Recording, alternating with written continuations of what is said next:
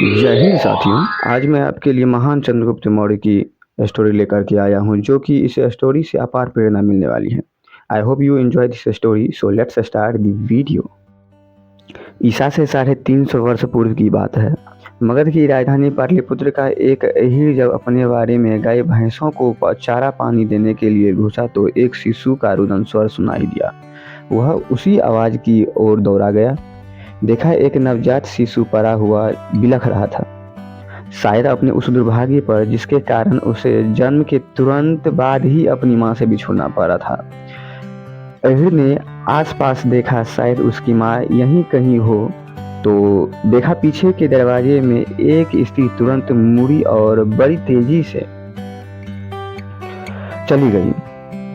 अहीर ने फिर उस स्त्री का मुंह देख लिया और पहचान गया कि यह मगध के एक सरदार की धर्मपत्नी है, जिसका पति युद्ध में मारा गया था।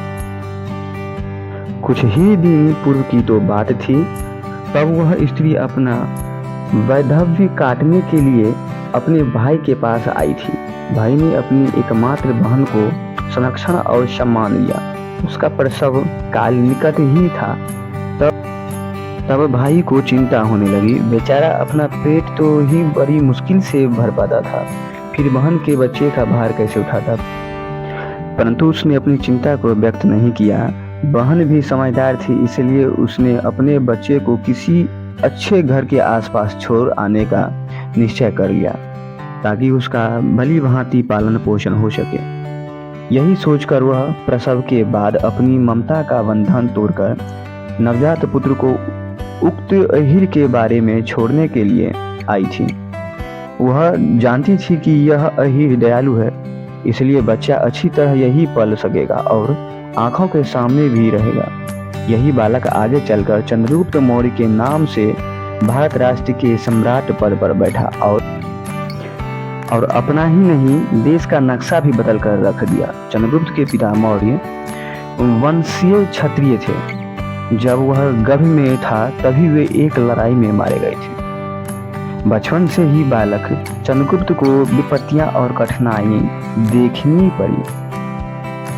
जिस अहीर के पास मां ने अपने बेटे को छोड़ा था, वह भी बड़ा लोभी निकला। चंद्रगुप्त जब बड़ा हो गया तो गांव में एक दिन कोई शिकारी आया। चंद्रगुप्त अपने घर के सामने ही खेल रहा था। दूध मिलता था खूब पीने के लिए और दिन भर खेलना कूदना, बेफिक्री और अच्छे भोजन ने चंद्रगुप्त को परिपुष्ट शरीर प्रदान किया। शिकारी निसंतान था, इसलिए उसने निश्चय किया कि इस बच्चे को अपना बेटा मानना चाहिए। शिकारी ने आसपास के पड़ोसियों से चंद्रगुप्त के बारे में पूछताछ की तो पता चला कि यह बालक उस अहीर का अपना बेटा नहीं है और प्रयत्न किया जाए तो असंभव नहीं है कि वह उसे देने के लिए राजी हो जाए। शिकारी ने समझबूझ से अहीर के सामने इच्छा व्यक्त की। अहीर ने कह दिया कि चंद्रगुप्त पर किया गया अभी तक का खर्च कोई चुका दे तो वह उसे चुकाने वाले को सौंप देगा। शिकारी ने अहीर को काफी धन देकर चंद्रगुप्त को अपने साथ ले जाने के लिए तैयार कर लिया। जब चंद्रगुप्त की मां को यह सब पता चला तो वह बड़ी दुखी हुई। अब तक तो वह अपने बेटे को देखकर ही संतोष कर लिया करती थी, परंतु वह अब उसकी आंखों से भी ओझल हो रहा था। किसी तरह उस बेचारी ने अपना मन मार लिया और चंद्रगुप्त शिकारी के साथ चला गया। शिकारी भी अच्छा धनवान था, काफी संपत्ति और पशुधन था उसके पास। शिकारी ने उसे पिता का प्यार दिया, जिसके परिणाम स्वरूप वह स्वयं को और भी दुखी तथा निश्चिंत अनुभव करने लगा। शिकारी के साथ रहकर चंद्रगुप्त कई गुण और शस्त्र विद्या सीख गया। कुछ बड़ा होने पर वह भी अपने नए पिता के मवेशी चराने लगा। साथ में दूसरे ग्वाल भी होते। ढोर तो इधर उधर चरते रहते और चंद्रगुप्त अपने साथियों के साथ तरह तरह के खेल खेला करता। कभी राजा प्रजा का, कभी चोर सिपाही का। अच्छे डील डोल और व्यय में भी बड़ा होने के कारण इन खेलों में मुख्य पात्र तथा निर्णायक चंद्रगुप्त को ही बनाया जाता था। एक दिन की बात है, ग्वाल साथियों के साथ वह राजा प्रजा का खेल खेल रहा था। पास से ही गांव की ओर एक सड़क जाती थी। उस सड़क पर से निकला एक छिन्नकाय दुर्लभ ब्राह्मण बालकों को राजा प्रजा का खेल खेलते देख कौतूहलवश वह वहीं रुक गया। मनोरंजन की दृष्टि से वह राजा बने चंद्रगुप्त के पास पहुंचा और नाटकीय निवेदन किया, महाराज, मैं गरीब और अनाथ ब्राह्मण हूँ। हाँ हाँ, बोलो क्या चाहिए। राजा बने चंद्रगुप्त ने कहा, कुछ गाय मिल जाए तो बड़ी मेहरबानी हो। उस ब्राह्मण ने कहा, ले जाओ। पास चर रही गायों की ओर इशारा करते हुए चंद्रगुप्त ने कहा, जितनी चाहिए ले जाओ। इनका मालिक मुझे पकड़कर मारेगा। ब्राह्मण ने और भी रस लेते हुए कहा, किसकी हिम्मत है जो सम्राट चंद्रगुप्त की आज्ञाओं का उल्लंघन करे। चंद्रगुप्त ने इस प्रकार उत्तर दिया जैसे सचमुच ही वह राजा हो, और वह ब्राह्मण जो और कोई नहीं भारतीय नीति शास्त्र के पंडित चाणक्य थे। उस उत्तर से वे बड़े प्रभावित हुए। उन्होंने बालक चंद्रगुप्त को एक बुद्धिमान प्रतिभा के रूप में देखा और लगा कि उनकी खोज पूरी हो गई है। उस समय चाणक्य किसी ऐसे युवक की तलाश में थे जिसे आगे कर वे भारत को एक राष्ट्र के रूप में संगठित कर सके। उस समय भारतवर्ष अनेक छोटे बड़े राज्यों में बिखरा हुआ था, जिनके अधिपति राजा महाराजा वीर तो थे, परंतु अपने संकीर्ण स्वार्थों और संकुचित हितों के लिए ही परस्पर लड़ते मरते रहते थे। फूट और तजनीति वैमनस्यता के कारण उन्हें अपने राष्ट्रीय हितों का भी ध्यान नहीं रहता था। उस समय भारत में चारों ओर धन संपदा बिखरी पड़ी थी। आपसी फूट और बिखराव से लाभ उठाकर विदेशी लुटेरे तथा सम्राट यहाँ आकर अपना भंडार भर लेते थे। विदेशी आक्रमण धर और जन ही नहीं, यहाँ की संस्कृति को भी लूटने और तहस नहस करने में कोई कसर नहीं छोड़ते थे। यही कारण था कि चाणक्य और तक्षशिला का विद्यापीठ छोड़कर गांव-गांव भटकने के लिए विवश होना पड़ा। पंडितों और ब्राह्मणों का एक महत्व कर्तव्य यह भी है कि वे संस्कृति और धर्म की रक्षा के लिए अपने पद, गौरव और ऐश्वर्य को भूलकर प्राणपण से प्रयत्न करें। चाणक्य इसी कर्तव्य बोध से तक्षशिला का प्रतिष्ठित आचार्य पद छोड़कर पहले मगध सम्राट के पास पहुंचे थे। मगध उस समय भारत का सबसे बड़ा राज्य था। इस राज्य का राजा था नंद। चाणक्य ने नंद को सलाह दी कि वह बिखरे राष्ट्र को एक सूत्र में बांधकर संगठित करे, परंतु नंद को तो अपने विलास भोगों से ही फुर्सत कहाँ थी। इसलिए उसने चाणक्य को अपमानित कर अपने यहाँ से भगा दिया। अब चाणक्य ने समझ लिया कि प्रस्तुत लक्ष्य किसी राजा या सम्राट से पूरा नहीं होगा। इसके लिए तो एक नई शक्ति का उदय होना चाहिए, जो देश प्रेम, वीरता, संघ निष्ठा और एकता के आधार पर उदित हो। चाणक्य स्वयं तो सन्यासी और धर्मचारी थे। स्वयं राजनीति में प्रत्यक्ष भाग लेना उन्हें मर्यादाओं के विरुद्ध लगा। इसलिए अपने किसी निष्ठावान शिष्य को यह उत्तरदायित्व सौंपकर इस अभियान का सूत्र संचालन ही उपयुक्त लगा, और वे इसलिए योग्य शिष्य की तलाश में इधर उधर भटक रहे थे। चंद्रगुप्त में वह प्रतिभा देखकर उन्होंने शिकारी से संपर्क साधा और उसे अपने साथ ले जाने के लिए तैयार कर लिया। चाणक्य अपने नए शिष्य को लेकर तक्षशिला पहुंचे और वहां शस्त्र तथा शास्त्र दोनों सिखाने लगे। शासक स्तर के व्यक्ति को बुद्धि और शक्ति दोनों ही विभूतियों से संपन्न होना चाहिए। चाणक्य ने अपने ग्रंथों में स्थान स्थान पर यह विचार व्यक्त किया है, शासक ही क्या सामान्य व्यक्ति के लिए भी बुद्धि बल और शरीर बल दोनों का महत्व अपेक्षणीय है। चंद्रगुप्त ने 7-8 वर्ष तक अपने योग्य और विद्वान गुरु के पास रहकर दोनों विभूतियां अर्जित की। तक्षशिला में व्यतीत किया समय चंद्रगुप्त के भावी जीवन का आधार मजबूत करने और बनाने का कारण बना। चाणक्य ने अपने शिष्य को शस्त्र और शास्त्र में पारंगत बनाने के साथ साथ उसके चरित्र गठन की ओर भी ध्यान दिया। चरित्र ही तो समस्त सफलता और सदुद्देश्यों को प्राप्त करने का मुख्य आधार है। इसके अभाव में बड़े बड़े शक्तिशाली साम्राज्य और सम्राटों का नाश तथा पतन हुआ है। आदिकाल से अब तक इस बात के कई उदाहरण इतिहास में भरे पड़े हैं। व्यक्तिगत जीवन में भी चरित्र को उतना ही अनिवार्य तथा उपयोगी माना गया है। साधारण से साधारण व्यक्ति के लिए भी वह उतना ही उपयोगी है जितना कि उच्च प्रतिष्ठित और शासन तथा अधिकारियों के लिए, क्योंकि चिरस्थायी शांति और अपने उत्तरदायित्व को समझने तथा उसे पूरा करने की क्षमता चरित्र साधना से ही तो अद्भुत होती है। तभी 327 ईसा पूर्व में भारत पर यूनान के सम्राट सिकंदर ने आक्रमण किया। यहाँ के राज्यों की आपसी लूट का लाभ उसे मिला और समूचा पश्चिम भारत गुलामी की जंजीरों में जकड़ दिया गया। उस समय चाणक्य चंद्रगुप्त को अपना स्वप्न साकार करने के लिए तैयार कर ही रहे थे। दूरदर्शी चाणक्य यह जानते थे कि आखिर भारत को वर्तमान परिस्थितियों और यहाँ के राजाओं की आपसी फूट के कारण एक दिन अपनी स्वतंत्रता खोनी ही पड़ेगी। यह अनुमान सही निकला। चाणक्य इससे संतुष्ट हुए, क्योंकि पूर्व की स्थिति में छोटे छोटे राजाओं से लड़कर अपनी समय और शक्ति को व्यर्थ ही खर्च करना पड़ता।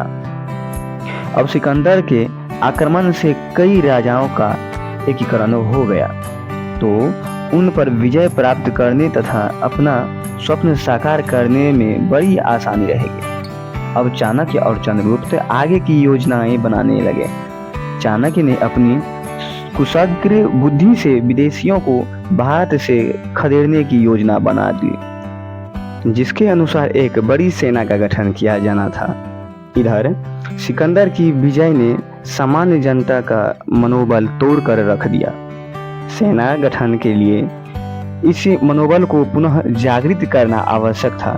गुरु और शिष्य मिलकर पंजाब भर में घूमने और वहां के लोगों को स्वतंत्रता तथा एक राष्ट्र की स्थापना के लिए प्रेरित करने लगे। कई लोगों ने उनका साथ दिया। युवा और उत्साहित व्यक्ति चंद्रगुप्त और चाणक्य की योजना के अनुसार सेना बनाने के लिए आगे आए। सैन्य संगठन का कार्य आरंभ होने भर की देर थी। चाणक्य और चंद्रगुप्त एक संत ब्राह्मण और दूसरा गरीब अनाथ, दोनों की आवाज ने कमाल दिखाया। लोग उनके आह्वान पर अपने घरों से खाना खाकर भूखे रहकर राष्ट्र की स्थापना के लिए आगे आए और अंत तक उनके साथ रहे। उन युवकों को युद्ध विद्या का प्रशिक्षण दिया गया और एक अच्छी सेना तैयार हो गई, जिसका सेनापति बना चंद्रगुप्त। पंजाब की भूमि तो वैसे भी रणबांकुरे जवानों से भरी पड़ी थी। कमी थी तो योग्य नेतृत्व की। चंद्रगुप्त के रूप में अपना अगुआ नेता पाकर पंजाब के वीर जवानों ने यूनानियों को ललकारा और झेलम तथा ब्यास नदी के आसपास से विजय अभियान शुरू किया, जो यूनानियों से घिरी हुई थी।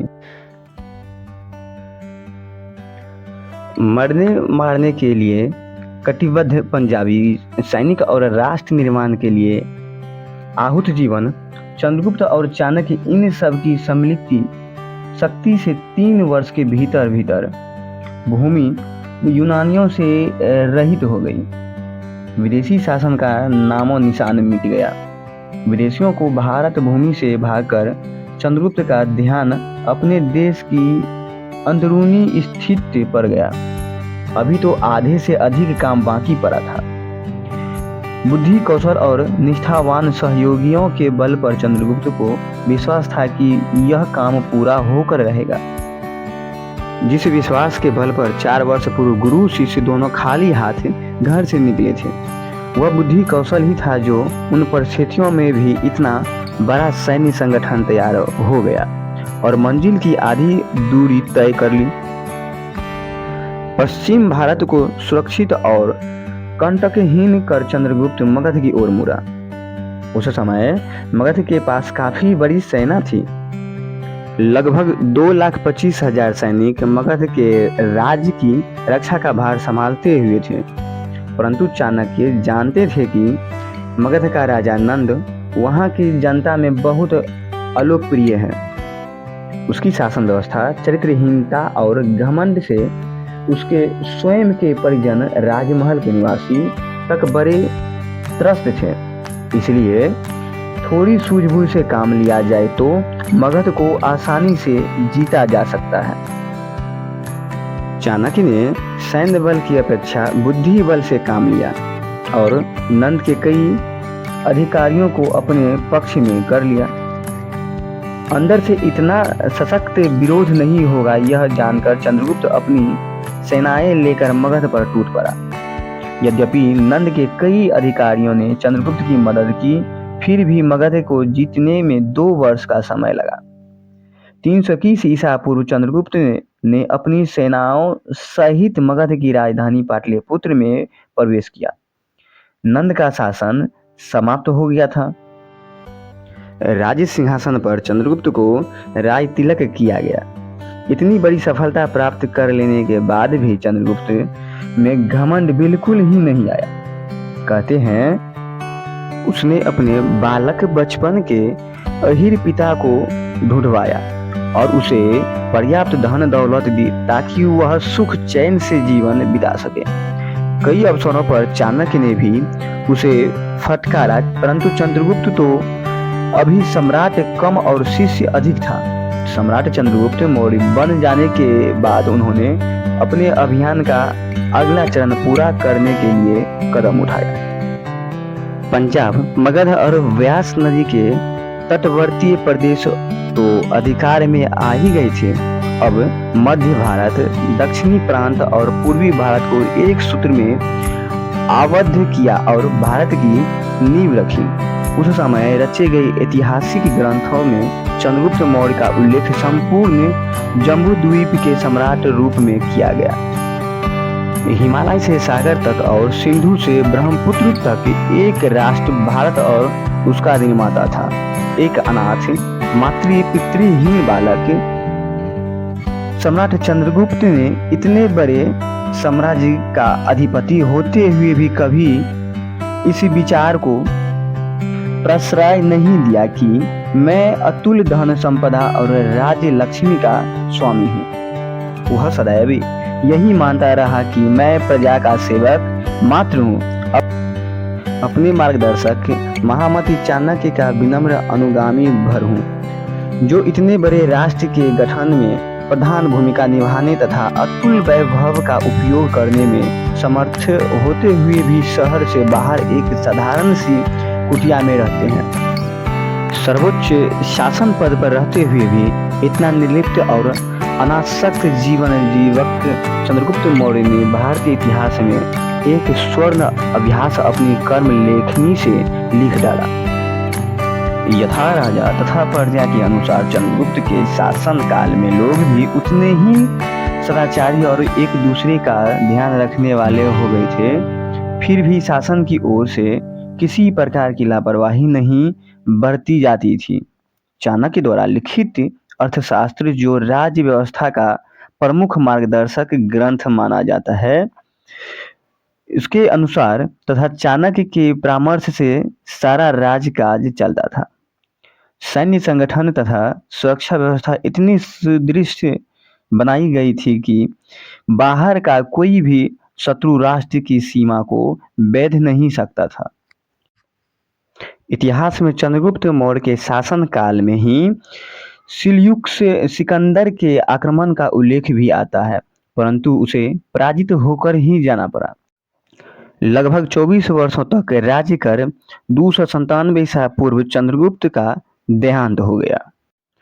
तो यहाँ से महान सम्राट चंद्रगुप्त मौर्य की स्टोरी समाप्त होती है, जो कि हमारे प्यारे देश भारत के बिहार राज्य से है। अतः यह स्टोरी ही नहीं बल्कि हमारी इतिहास है। और आपको यह स्टोरी कैसा लगा कमेंट में अवश्य बताएं। तो मिलते हैं नेक्स्ट वीडियो में, तब तक आप अपना ख्याल रखें। Thanks for watching. जय हिंद, राधे राधे, जय श्री राधे।